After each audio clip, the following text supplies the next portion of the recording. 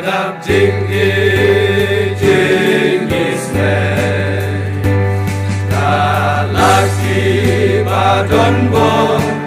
belak inbat lam lenti ya la jon kabalang kadu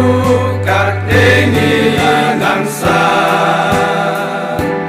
atrai ni vai nang ya lam ya ni sis paar kosan kisnem atrai nang ya lam nang ya lam ya laka balangi hangi panginang ya kakabor dong mitra ya lam dajing isle dong mi don ringka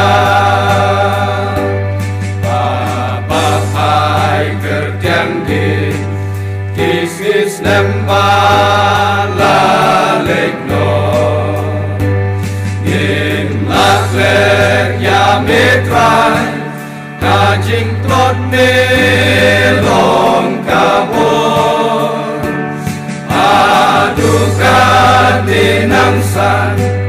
Tijong megalong kelar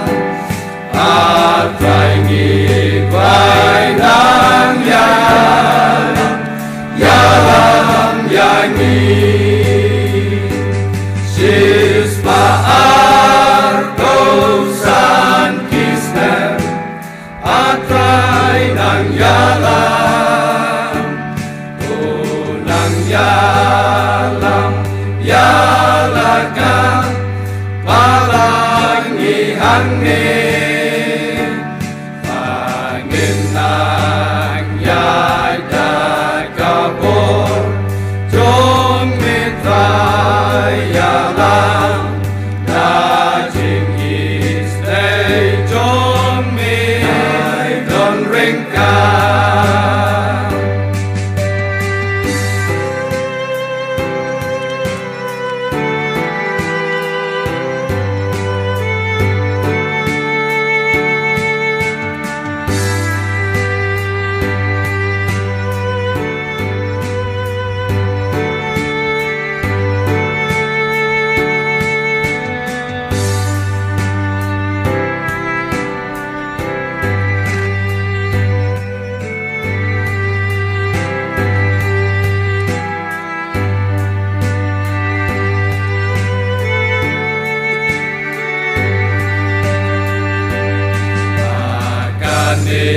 kasih Tuhan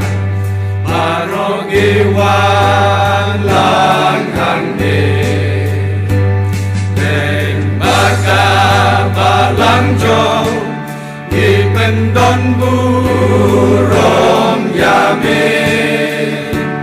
Tajing men ngiyarwai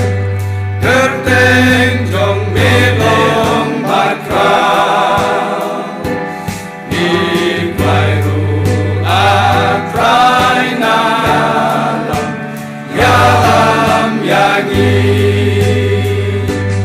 sis paar kosan kisnem